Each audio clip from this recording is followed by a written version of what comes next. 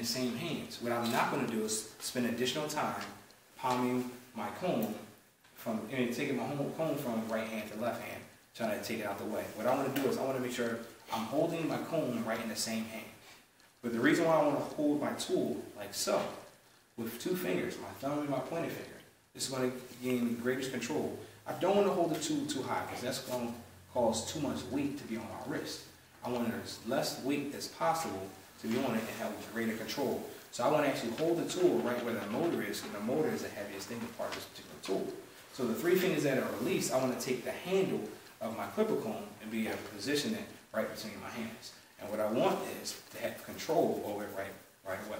When I stick my hand out, I want you to just tap my hand. My comb isn't going to go anywhere. This is what I want.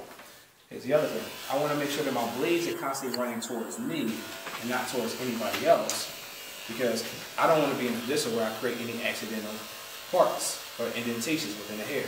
I can know what I'm doing and have greater control of what I'm doing, because as the blades are as I'm combing the hair, the blades are pointing away from my client. So I know I'm not creating anything that I don't want with the tools. I can actually close my eyes and know for a fact I'm not going to make any mistakes because the blades are running away. So I don't have to worry about any of the potential issues that some of you may be thinking that you may want to have.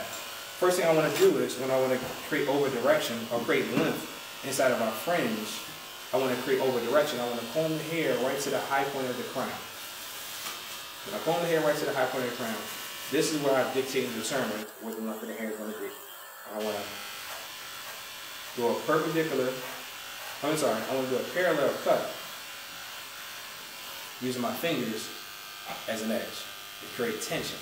So all the hair that's here, guess what's going to happen? I've created what we call an interior length as well as a traveling guideline, and I've also added texture in the interior already. There's small amounts of texture with the section of the hair that I've already cut, just based off of the over directions that I've created. I've created over direction and texture right away. Everybody see that? How much time would you have taken with manual shears just to do that? 2 to 3 minutes. And I've done it in a few seconds. You know what I'm saying? The opportunity for additional time to be saved without sacrificing quality, just knowing how to use the right tools. Now that I have a traveling guideline, as I'm using a contrasting color comb, I can actually see my traveling guideline when I'm combing through, so I actually know exactly where I need to match my traveling guideline.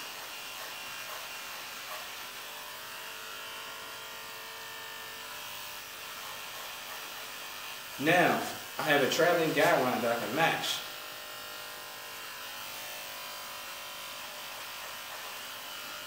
On both my right and left sides, all inside of section 3. 3 swipes should take care of most of our work.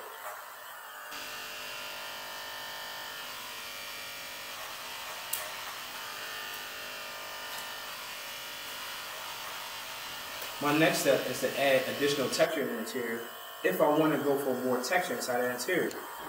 What I want to do is, same sections of hair that I've already created, respecting the fringe because I want to keep that over direction.